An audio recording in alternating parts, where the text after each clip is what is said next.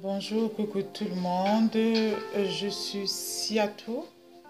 Je suis accompagnatrice des femmes, des familles, des couples en difficulté.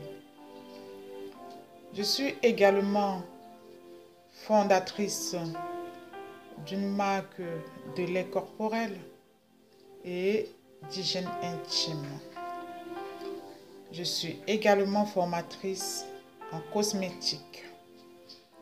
Donc aujourd'hui, je vais aborder avec vous des thèmes sur le manipulateur. C'est quoi un manipulateur?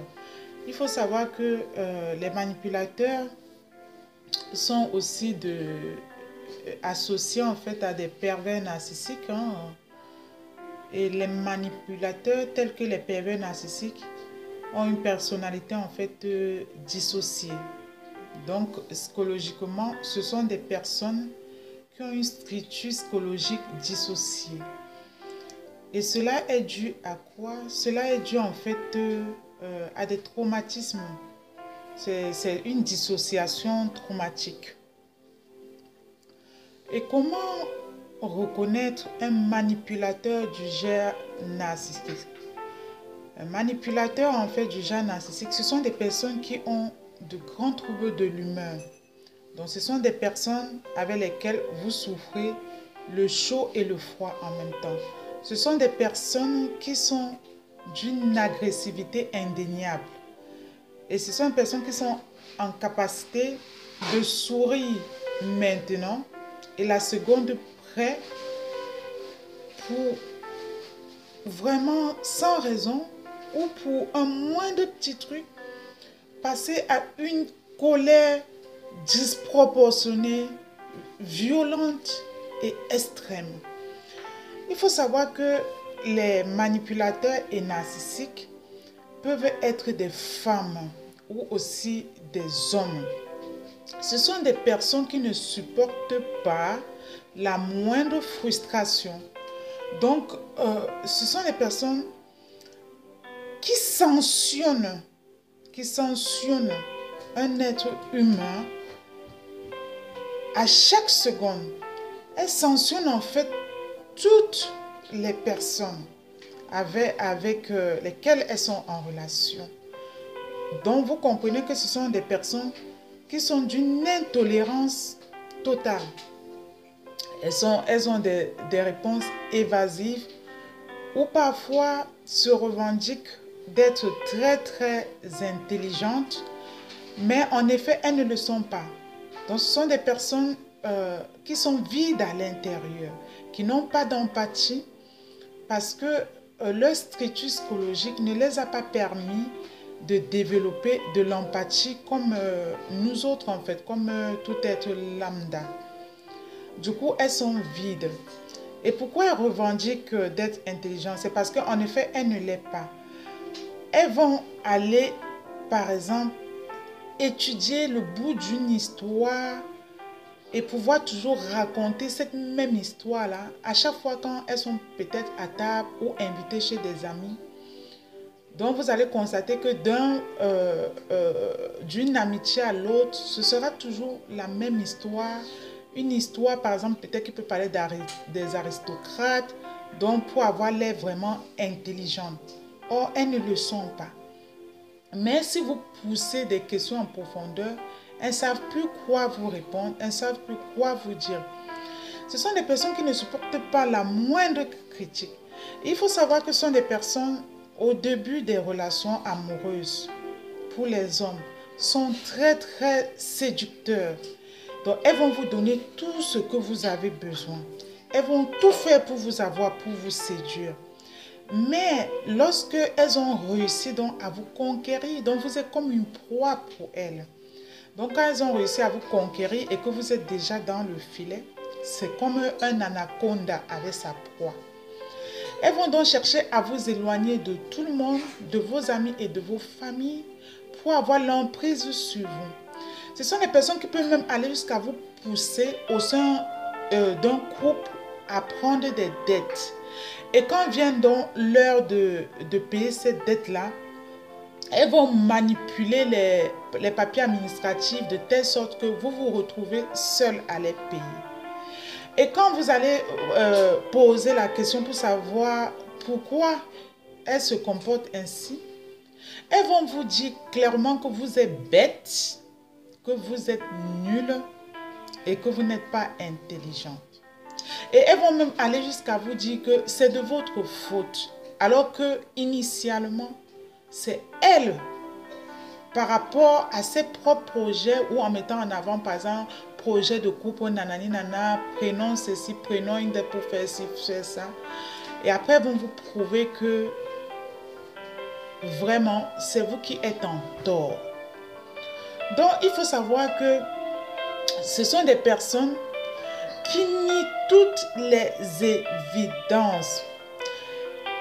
Ce sont des personnes qui ne veulent pas, quand vous vivez avec un pervers ou une perverse, elles ne veulent pas que vous ayez de l'autonomie. Des manipulateurs n'aiment pas que vous ayez de l'autonomie. Pourquoi? Pour que vous soyez tous suspendus à eux, donc que vous soyez toujours là pour dire j'ai besoin de ci, j'aurais besoin de ça et tout. Et il faut savoir qu'avec elles, à la moindre faille, elles sont dans le système de je te punis. Donc c'est comme si vous étiez son esclave. Donc c'est le genre par exemple d'homme que lorsque ça ne va pas dans le foyer au premier coup, il va partir. Il va partir, déserter. Et pour lui, ce sera une façon de vous punir. Même si la dispute découle d'un fait que normalement, c'est lui qui est mis en cause. Il va chercher par prouver par A plus B que c'est de votre fait. Ce sont des personnes qui se disent toutes puissantes et qui n'ont jamais un tort, qui ne reconnaissent jamais leur tort, même devant des situations les plus extrêmes où tout le monde a vu, tout le monde a assisté, par exemple comme dans les cas de coups et violences, elles vont chercher à démontrer que c'est vous qui avez tort. Même lorsqu'elles vont même aller jusqu'à vous battre, vous porter la main dessus, elles vont prouver que c'était même pas leur main. En gros, c'est votre main qui a fait que sa main vous a battu. Et il faut savoir que lorsque elles ont épuisé toutes leurs forces, elles entrent dans la phase de victimisation. C'est là alors qu'elles vont aller de partout pour essayer de mentir, retourner l'histoire, pour vous mettre en faute. Ce sont des personnes qui sont sans scrupules, qui vont, par exemple dans le cas d'un couple, qui vont aller jusqu'à parler de comment elles se disposent au lit avec leur femme ou avec leur homme. Parler de l'intimité, toucher de A jusqu'à Z de leur intimité, même aux amis, à leur entourage, sans avoir froid aux yeux. Une personne normalement qui n'est pas dissociée ne peut pas avoir ça. Une personne dissociée normalement protège son foyer, protège sa famille, protège son intimité. Parce qu'une personne normalement qui n'est pas dissociée comprend que vous pouvez certes traverser des moments difficiles. Un foyer peut traverser des moments difficiles. Mais si vous vous réconciliez et que tout a été déballé, il y a quand même une honte vis-à-vis de l'entourage. Donc normalement, quelqu'un qui n'est pas dissocié va peut-être expliquer dans le cas de demande d'aide que voilà, je traverse des difficultés dans ma famille, mais sans pourtant même aller jusqu'à parler des culottes de sa femme ou de parler de Bermuda de son mari. Donc ce sont des gens qui sont vraiment, comme je vous ai dit, qui sont... qui ont un, comment on appelle ça, de l'ironie. De l'ironie, ça veut dire quoi? Qui ont du sarcasme, ça veut dire, face à une situation, vous êtes en train, par exemple, d'expliquer que vous n'allez pas bien, vous avez eu quelque chose qui s'est mal, un événement malheureux dans votre vie, la personne va sortir un truc du genre et tu n'es pas mort. Et toi, tu vas te dire, mais, tu vas te poser la question, mais, même si c'est de l'ironie, mais c'est de l'ironie vraiment qui n'est pas adaptée par rapport au contexte. Ce sont des personnes, ce sont vraiment des personnes à éviter. ce sont des, on appelle ce genre de personnes, ce sont des personnes qui vous tuent à petit feu. Parce qu'elles ne reconnaissent jamais leur tort et elles ne s'excusent jamais.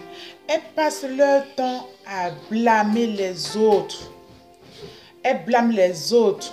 Elles blâment les proches pour leurs échecs répétitifs. Elles passent leur temps continuellement à voir le mal dans tout. Et elles ne peuvent jamais vous donner de réponse précise. Leur réponse par rapport à un fait ou un événement qui s'est passé au sein de la vie conjugale va toujours être évasive. Ce sont des personnes qui naturellement font beaucoup de promesses, mais elles ne tiennent jamais.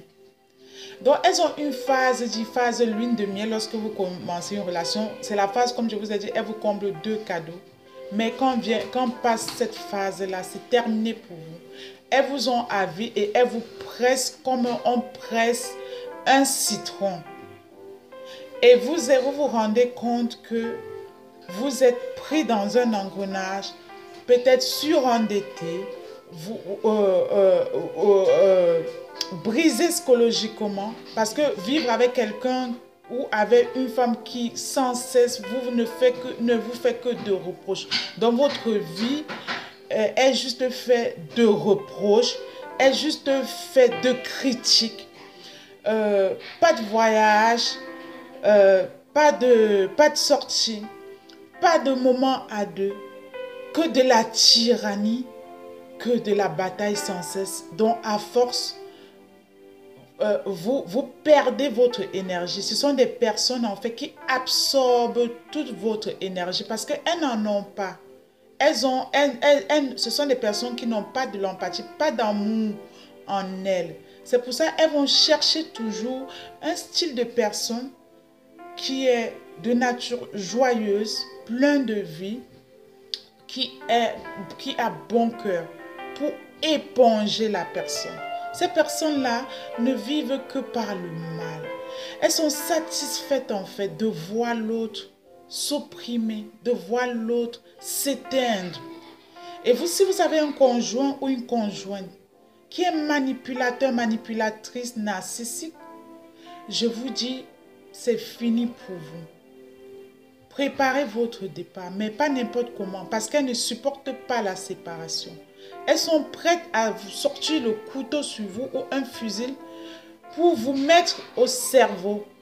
Parce qu'il faut savoir que c'est vous qui lui donnez toute votre énergie. Elles n'ont rien à donner. Elles sont égoïstes. Elles ne pensent qu'à elles. Donc, je ne sais pas si j'ai dit ça. Donc, elles ne supportent pas la moindre critique. Et elles sont... les manipulateurs peuvent être aussi très brutales. Mais comme elles ont une double personnalité, elles se cachent. Elles cachent leur violence. Elles cachent en fait leur violence et la sortent quand il n'y a personne, quand personne ne peut témoigner. Et lorsque vous allez par exemple vous plaindre qu'il m'a battu ou elle est violente, il va juste dire c'est une menteuse. Donc c'est le genre de relation dans laquelle vous devenez tout simplement fou ou folle. Voilà. Donc si actuellement, selon ce que j'explique, vous sentez que vous êtes en fait sur le joug d'un narcissique, d'un manipulateur, il faut demander de l'aide. Il faut demander de l'aide. Parce que ce sont des personnes qui arrangent tout à leur avantage. Lorsqu'elles parlent, elles vont parler toujours avec de l'émotion, donc de manière à ce que on écoute, qu'on s'accroche à leur émotion. Or, elles sont normalement dépourvues de toute émotion. Donc, cette émotion-là qu'elles utilisent pour expliquer, par exemple, un fait où elles veulent se mettre en avantage et casser l'autre, c'est un truc vide. C'est un truc préconstruit. Donc, si actuellement, femme, tu es dans les jours d'un narcissique et que tu as besoin d'en parler, tu peux m'appeler au 06 31 51 39 98. Je te souhaite beaucoup de courage et à très bientôt.